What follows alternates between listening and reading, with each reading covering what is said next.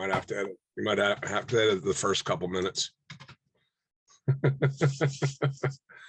What's happening? Hi, buddy. What's going on? Nothing. Just you and I today. Good. I got some strength coach questions then. All right. Well, let's go over our last podcast first. Okay. Let's go over what Ray and TK talked about. Couple major takeaways. I'm going to disagree with TK. I do think your title does matter, but your roles and responsibilities should be at the forefront of your job responsibilities. If you don't know who you're answering to and what the expectations of your job are, good luck. And the other one was with Ray, and having those discussions early with the coaches that you work with, and having those difficult discussions early so you don't have to have those difficult discussions later that may find you looking for another place of employment. Yeah, I think Ray's experience with soft skills complement Jesse Wright's whole agenda and what he talked about a couple podcasts ago. Oh yeah, Ray going over his experience and the thing that he's been through and some of the things that he's coached TK on about handling coaches, soft skills, making sure that they understand where you're coming from and respect you, is stuff that they're not going to teach you in school. No. And sometimes the baptism by fire is not the way to go. No.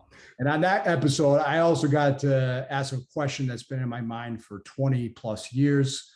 And that was, are Division II basketball players bigger and stronger than Division I basketball players? And if you want the answer, go listen to the podcast. So what's going on? I got a couple things, but we'll start with you first. Okay. I'm sweating because I just got back from a run. Attaboy. Around the block?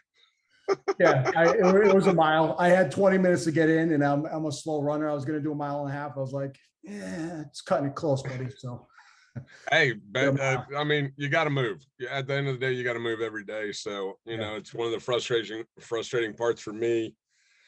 I had heart surgery 2 weeks ago, and I saw my surgeon yesterday. He's like, yeah, you got about another 2 weeks before you start doing anything.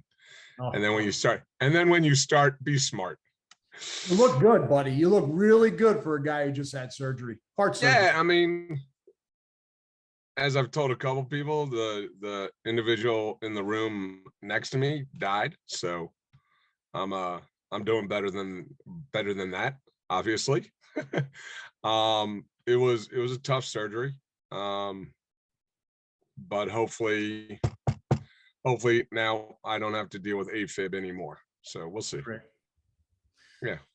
All right. So how can a pre-pubescent athlete get faster, or can they?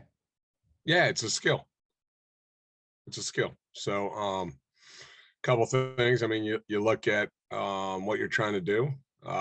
You know, my experience going through the Parisi speed school helped me realize that a little bit more. You know, that there's an acceleration phase, there's a speed phase, and then, you know, it's breaking down. Most athletes need to focus on the acceleration phase, that first 5 to 10 yards, because that's going to be the difference between you getting the ball or not getting the ball. And in most sports, it's beneficial to have the ball. So, you know, there's a lot of people out there that do a lot of great stuff with speed. Coach Cav, one of our guests, has done some great stuff. What? Olympic level stuff. Oh yeah, was at the last Olympics. And the Paralympics afterwards. Yes, where one of his athletes won a lot of medals. Yeah. So Coach Cav, as always, way to keep getting after it and improving our profession and improving people's lives. Oh yeah. And I can't wait to see you probably at CVAS either in the spring or summer. Plug for my man down at University of Richmond, Jay DeMayo. Once again, another guest that we've had on. So if you want to listen to Coach Cav or Coach DeMayo, find the podcast and listen to it, because those gentlemen have brought forth a lot of information. And Coach DeMayo seems to pump out a lot of industry type of stuff all day long on Twitter and Instagram. So he's a great resource for that type of information. Yeah, he's probably sick and tired of me emojing everything that he posts, but whatever. Me too. No, you're not. No, no, you're not. But also like Bill Parisi, the Parisi Speed School. Can't talk about Bill enough and the stuff that he's doing, especially with his research and fascia training. But yes, so it's a skill. It's a skill. It's a skill. It's probably coordination more than anything, a particular coordination in getting the body. Well, and getting the body in proper alignment, making sure that the athlete's strong enough. I mean, most people that are fast are strong. I mean, there is a relationship to strength and speed.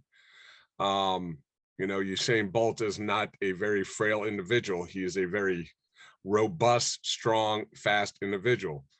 So what's the science? What's the science of someone? Okay, first the chicken or the egg? No. What's the science of a child getting stronger? If they don't have hormones running through their body yet, is a child getting stronger the same way an adult does, or an adult just can accelerate that strength faster because of the hormones?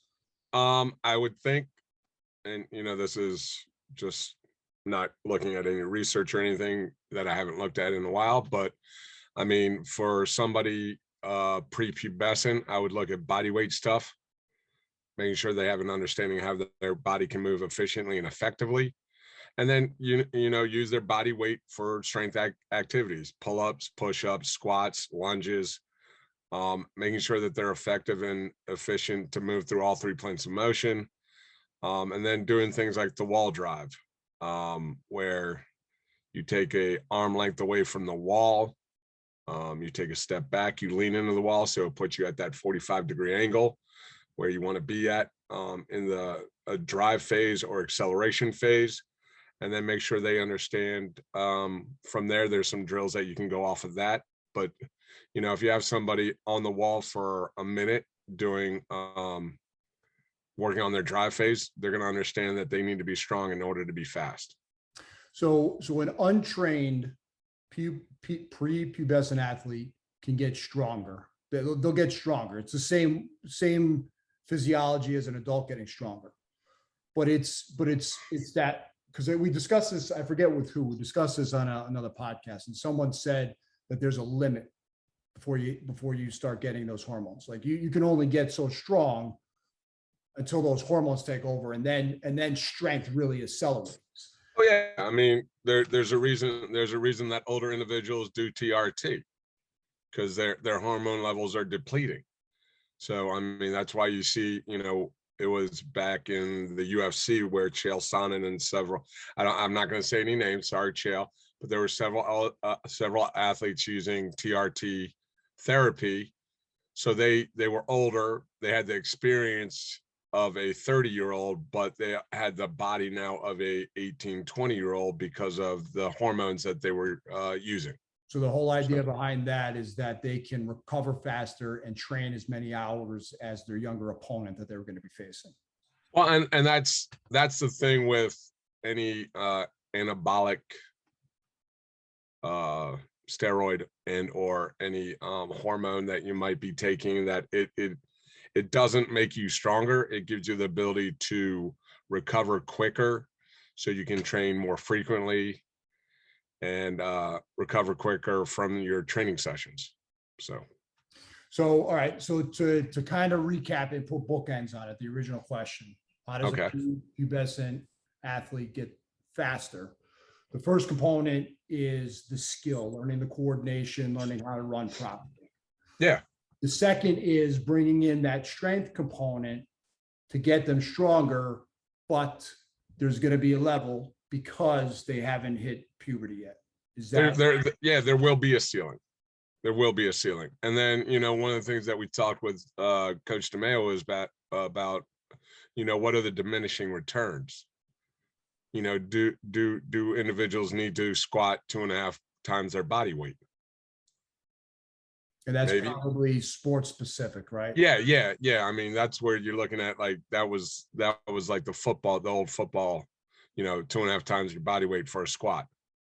Well, I mean, if you're looking at a 300-pound lineman, you're looking at, okay, 3, 6, 750 pounds. It's a lot of weight. Yeah. It's a lot of weight, man. Yeah. It's a good thing. And not also taking into account the 300 pounds that's going down with it. So, okay. I don't know. I mean, I'm sure I'll ruffle some people's feathers. I mean, at what point is too strong? Or is there a point where strength is not needed? Yeah. Or Yeah. As Fergus Connolly says, there's a tactical, there's a technical, there's a psychological, and there's a strength. It's so like you have to take care of all four. Yeah. And when we posed that question to Jesse Wright in terms of NBA basketball players, his answer was not only sports specific, right? Basketball players don't need to be as strong as football players, and there might be a point where there's diminishing returns because they need to be quick and agile. And so if that strength is cutting into those attributes, that's going to be the diminishing return for a basketball player. But he also mentioned that within basketball itself, it's position to position. So, your guards are going to need to be faster, have more agility, where too much strength for them will come quicker than, say, a post player, because a post player is going to need that strength. I always wanted my athletes strong. Yeah. And I always do. Absolutely. I mean, I don't think it's a quality. I don't think it's a quality that you can shy away from. Because at the end of the day, my team's going to impose their will on yours. And if we can do that on a consistent basis, we're going to win more games than yours. Taking skill out of it. If we're both skilled, because of where I was for 12 years, all the athletes in the conference were very similar as far as skill level. I viewed that if I can get my athletes to be fitter, faster, stronger, healthier, more robust, at the end of the day, we're going to win. Strong things don't break. Yeah, exactly. Strong things don't break. I mean, that's just reality. I mean, we get laid up in the hospital for a couple of days, but we come back. Right back to it. Not right back. So, all right. So let me ask you this. Doctor said nothing for another 2 weeks. So have you really done nothing, or have you been on that erg? I haven't been on the erg yet. I don't think I'm going to make 2 more weeks without being on the erg, but. Have you been to jiu-jitsu yet? No, but I'm signing up my youngest for it. So I don't know if jiu-jitsu is going to come back. We'll start with bodyweight stuff. I'll do some push-ups. I'll do some squats. I'll play with the TRX a little bit, get some pulls in. But at the end of the day, it'll come back. I'm not too worried about it. So what's your measurement for the year right now? I think I'm at like 1.6. Give me a second. I'll see. I mean, I got my handy dandy. One. You have a pen and paper strength app right there. Is that what you got? Yeah, that's what I got. I mean, I'm not that. I'm at 1.15. So 1,150,000 meters. So I don't think 2,000. I don't think 2 million is going to happen. But maybe I go ham. Maybe I go ham the last month. Yeah. I just basically I zoom in Brandon Lilly every day to yell. That's only gonna give you 4 or 5 weeks to do over 800,000 meters. Yeah, I mean, it's 200,000 a week. It's 50,000 a day. Whatever. It's a lot of pushing and pulling. But we'll see. I mean, Drew and I are going to do something. We're going to do the 4x48 that Goggins does. He does 4 miles every 4 hours for 48 hours. So, just like you just got through Squat-tober. I reached out to Bert and I was like, how about Rovember? He did not respond. I was like, all right, we got strength. Because we got Squattober and then we got December coming up. So that's your next one. Have fun with that one. That's Daniel McKim getting at it. So another good program, another thing that will test you. Squattober was great. Yeah. I had to do it. That was a Musogi for me. Yeah. Because I really didn't think I was going to make it through in the beginning, because most people don't. Squats were at a certain point I had to say goodbye to because of knee and back injuries and improper form. So it was a scary endeavor, but I was like, I needed to do something. I was like, fuck it. I was like, I had that mentality. I was like, you know what? If I get hurt, I get hurt. It is what it is. But strong things don't break played in my head every single day. So exactly. And I'm sure Bert in the background probably going, yeah, it's nobody, on a Musogi, it's not supposed to be comfortable. It's not supposed to be easy. No. And as I tell everybody, if it was easy, everybody would do it. Yeah. I mean, it's not a true Musogi. No. I mean, I would say if you squatted every day for a year, a little different. Yeah. But in comparison to the example we used on that episode, which was a bow hunter scouting an animal for a year, tracking him for a month, finding him after 23 days, right? Yeah. Getting into a position and having to wait there for 6 hours until he came out of a tree that was protecting him. So for a 3-second shot. So Cam Haynes the other day posted that he got a ram in Oregon. Yeah. And in Oregon, I believe you get one ticket in your lifetime. And if you see a ram, great. If you kill a ram, great. If you don't see anything, sorry about your luck for paying for the ticket. So Cam was skilled enough and in a position. I almost said lucky, but there wasn't luck to do with it. I mean, he's a very skilled individual when it comes to bow hunting. So he had his opportunity. He took it, and he got a ram. So that was pretty cool to see. So yeah, but hell, we've been all over the place right now. Yeah, we're bring it back to Squattober. Bring it back around.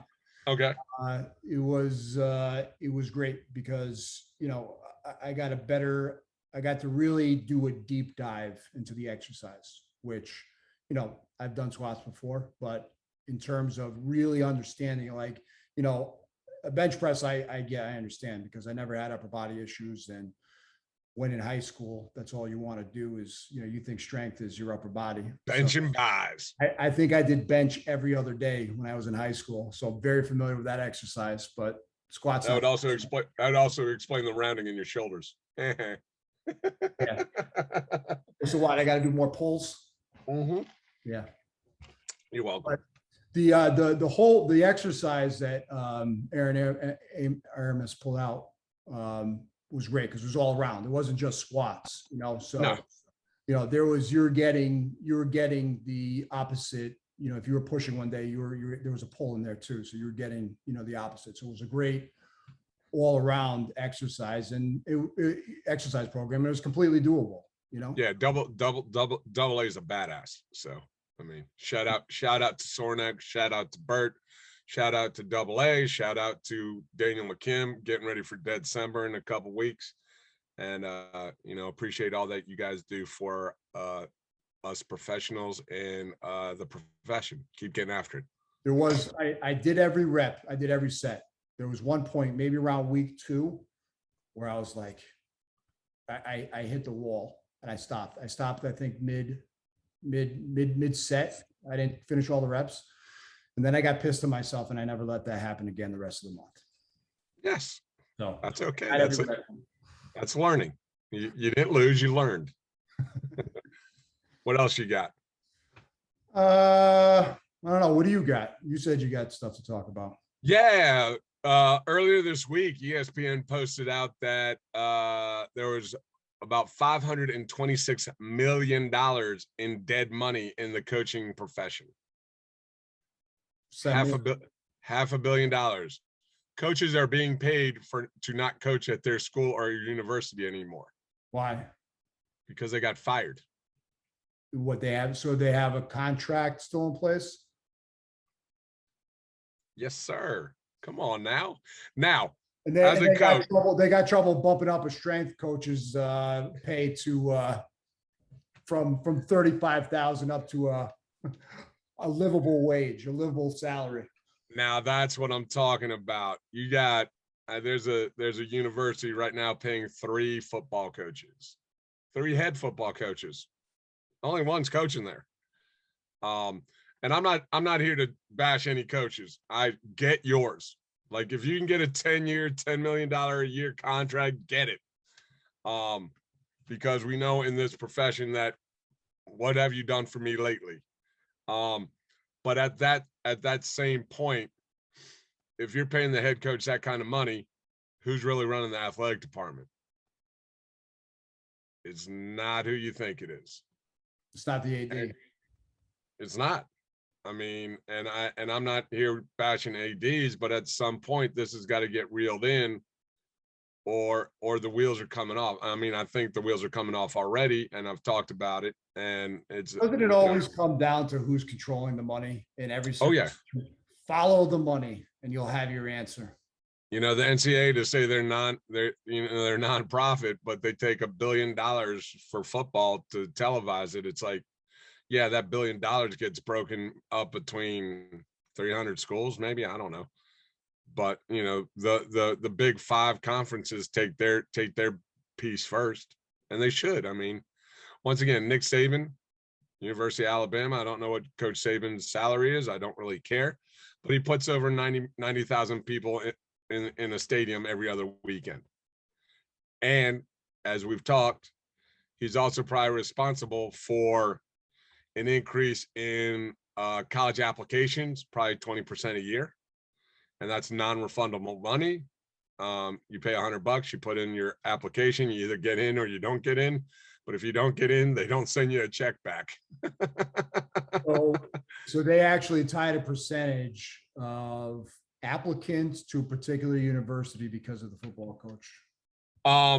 Not because of the football coach, but because kids want to be associated with winning. So you'll see, like, I'm sure Baylor University, I'm sure their applications went up this year after their basketball team won a national championship. Once again, shout out to Charlie. I'm just shouting everybody out today. Yeah. Can't wait to see your championship. I'm dropping everybody. I'm just being a straight up, you know what. But I can't wait to see that championship ring either. So post that shit on Instagram, or Facebook, whatever, or just send me a picture. I don't care. But it comes down to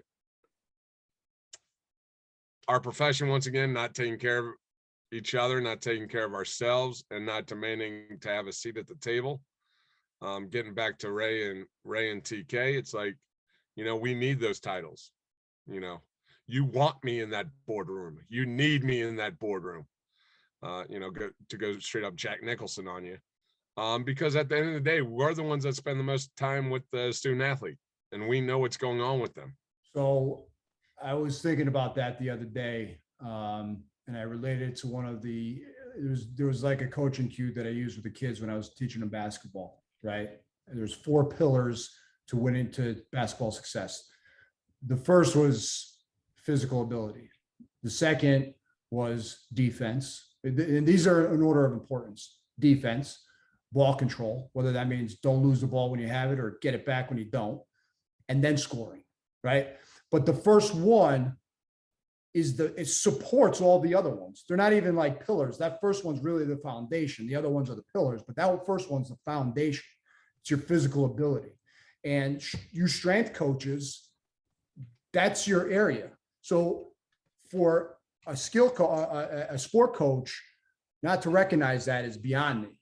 If that's your area of expertise, and if you agree with my philosophy, I'll put it out there for people to pick apart.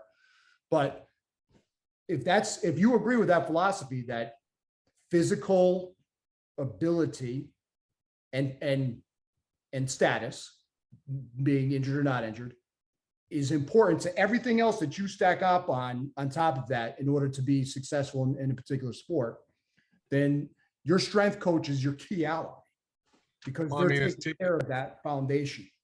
I mean, as TK talked about, he's like, the biggest problem that they've had in the past at UMass was the availability of the starters. You know, and he's like, Mark, we're going to play 7 guys, maybe 8. So those 7 or 8 guys better be healthy. And he even said it. He's like, if we're healthy, we're the top part of the Atlantic 10. If we're not, we're in the middle. And that's a big jump because the top of the Atlantic 10, you're talking about going to the NCAA tournament.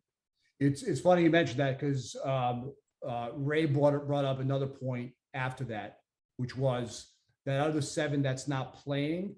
One of the issues that he sees is that, you finish out a season and, you're graduating some of that top 7 and you've not been paying attention to those other 7 guys to get them physically prepared and ready. And now it's May, right? You're looking at 4 months, 5 months down the line, you got to start another season with these guys and it's too late. Like you should have started that 5 months prior, getting those guys prepared for the following year. Well, you look at it, one of the guys that I follow, Chris Hayes, he's at Coppin State. They have 5 games in 7 days. 5 games in 7 days. Yep. Basketball? Yeah. Wow. 5 games in 7 days. So his guys better be ready. They better recover. There's got to be practice in there too, probably. Oh yeah, there's a practice. 7 days, right? Yeah, it's like they're going pretty straight for 7 days. I mean, game, practice, game, practice, game, practice. I mean, you have a dig, you have a game, you have a practice, you have a game, you have a practice, and that's how it's going to go. It's typically my basketball season was at least 6 days in college, and that was hard. Maybe you get 1 day off, but you need that 1 day recovery. You're supposed to. You're supposed to get a day off. Oh. Does it always happen? Maybe not. Is that a rule? Oh yeah.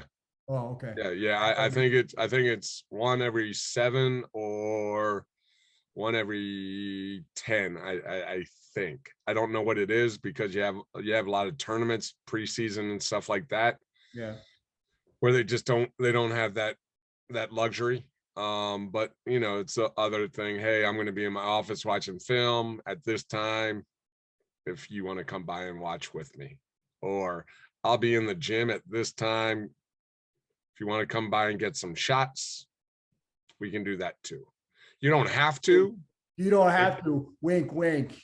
Yeah. But that's the thing. It's like, especially like, what you're talking about with the back half of the team, if you're not getting them ready, because if one of those guys goes down, they bump up, next man up, next person up, next whatever up, next athlete up, that they better be prepared, or your coach is going to look at you and go, what the hell have we been doing for the last 6-8 weeks? Yeah. So it's like you must take care of the subs as well as the starters, and it's always something that I've managed to do. I mean, you look at if you have games on, let's say, like you have, when you get in season, if you have games on Thursday and Saturday, you usually will have Sunday off. You have practice Monday, Tuesday, Wednesday, game Thursday, game Friday, or practice Friday, game on Saturday.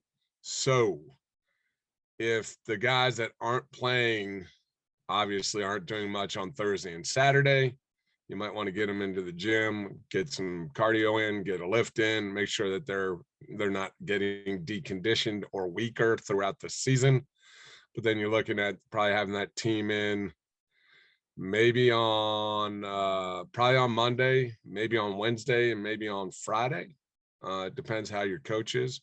There are other coaches that they do a little thing called microdosing. So they'll see their teams every day in the weight room. And they'll do, like, instead of doing an on-court warm-up with the players, they'll go through 3 or 4 exercises, go through it 3 or 5 times, get a little sweat going, and then they'll go to practice. That's an interesting term to use. Thank you. I stole it. Like I steal most of my shit. That's a shout out to my boy Corey out with the Phoenix Suns. So I think in that same conversation, TK brought up the catapult system and how that's utilized to give feedback to the coaches on where the players are at. And yeah, I think Ray might have said, "Hey, make sure that the first thing you do, or maybe it was TK, you do is not go to the coach and say, these guys need the rest. Tell the coach, hey, you can push these guys harder today." that might have been me too.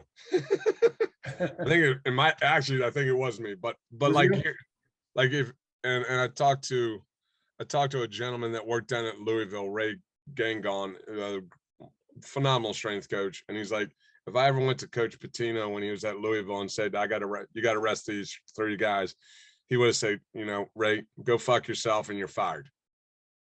And then that's just the reality of the situation. I mean, at game day, there's a reason nobody really looks at readiness on game day, because at the end of the day, you got to play. And as we've all stated in this conversation, I mean, you play to win the game. Coaches' jobs depend on winning. You see it already. I mean, there's already been several football coaches fired. UConn already hired a new football coach for next year. And it's just one of those things that, because of how, once again, the money situation to it, donors want return on their investment. Yeah. And most of the people that are donating a lot of money and getting buildings named after them on university campuses want to know that their money has been spent wisely, and in some instances want to say in who is coaching. And it has happened. So I'm not saying it's a bad thing, but at the same time, it's I go back and forth with this. What else we got? I don't know, man. We don't want to give it all out to everybody. Nah, I'm working on getting some more people coming on.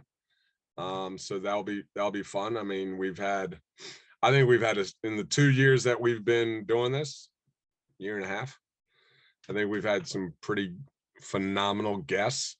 So I want to keep that going. I love what we've been doing. And I think what this has turned into is pretty balanced. We talk about how athletes can improve themselves, and there's a ton of really good information throughout all of our podcasts about that, because that's what it's about. And we have this industry talk, for strength and conditioning coaches that has been phenomenal as well. Yeah, I know that wasn't where you really wanted the podcast to go, but it's one of those things that it's a passion project of mine to try and make the profession better. I didn't have anything in particular in mind. I think that happened naturally because most of the people that we have on are strength. And so, look, if we got to talk about industry stuff, I'm okay with that, because we're getting incredible information from these people who are on the front lines of literally hacking athletes. And now we're bringing that to the masses. Yes. I mean, getting back to the catapult system, I started the profession when we didn't have that technology. And I look at it now and I'm like, yeah, you got to make sure that what we're doing is that we're providing the right stimulus for the goal that we want to achieve. So it's kind of a reverse engineering. And Kier, I stole that from you. So you take the sport, you look at what they need to do on the court, field, whatever, and you just work backwards to design their training program. So you start with 4 and go backwards. What else? That's it, man. Listen, go check us out on YouTube, on Spotify, on Apple, or on Google. If you want to be on the show, give us a shout, info@athletehackers.com. My name's Chris Schrade. And my name is Mark Spellman. As always, appreciate you guys taking the time to listen to us. All my best. God bless and peace. Peace.